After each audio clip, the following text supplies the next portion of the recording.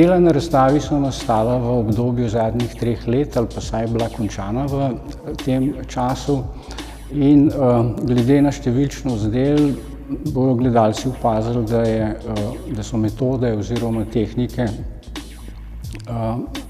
izdelave del precej različne, seveda odvisno od namena oziroma tega, kaj se je želelo s tem doseči. Predvsem večji formati so grajeni z nanašanjem barve s pomočjo kompresorja, za kar je bilo potrebno izdelati določeno viskoznost oljnate barve, na nek način jo celo izumiti, ker mi to zagotavlja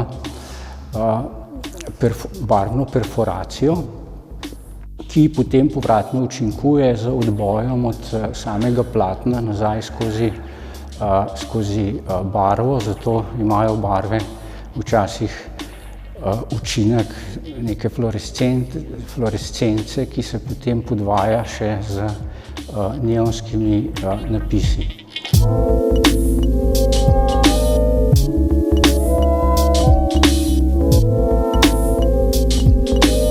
Dela seveda so poimenovana včasih v nasprotju s tem, kar nam prikazuje podoba, ali pa celo bi rekel v opreki z neonskimi napisi.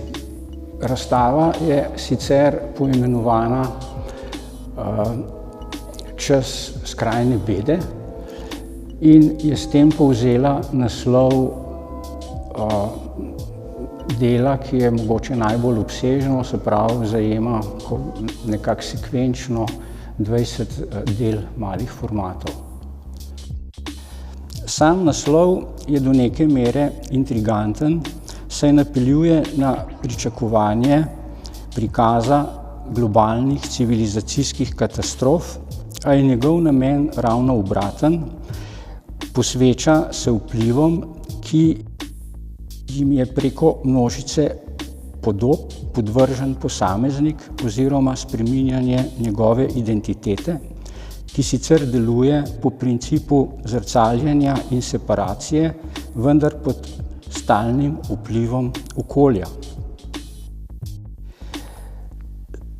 Skozi obdobje zadnjih 3 let smo nekako ravno izstopili z anksioznostjo obremenjene covidne krize, priče smo velikanskim posledicam globalnega segrevanja, na evropskih tleh imamo vojno, ki se med drugim zlorablja za vrnitev industrije fosilnih goriv v središče državnih subvencij, v primežu energetske krize pa naftno-plinska industrija prijavlja zgodovinsko rekordne dobičke.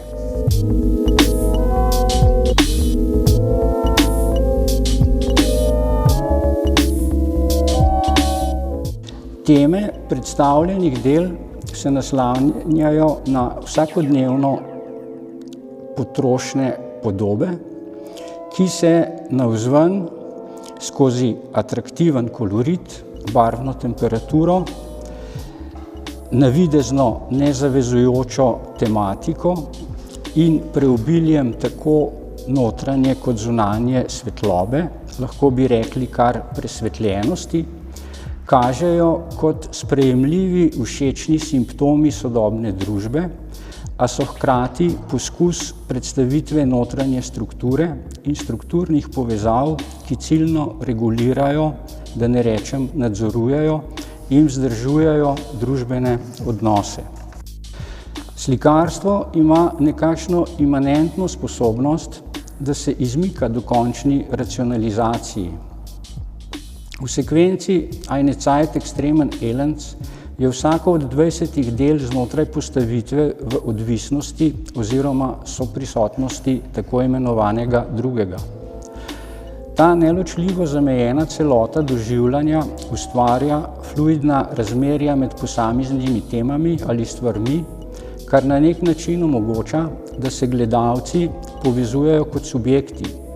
Pri tem izbiro povezav ali razmerij sovplivanja ne določa racionalizacija, ampak verjetje ali zaupanje notranjemu občutenju, ki tudi sicer vodi posameznika skozi življenje. Diskursivno zaporedje posameznih podob ali kadrov pa mora obiskovalec pri ogledu del šele najti.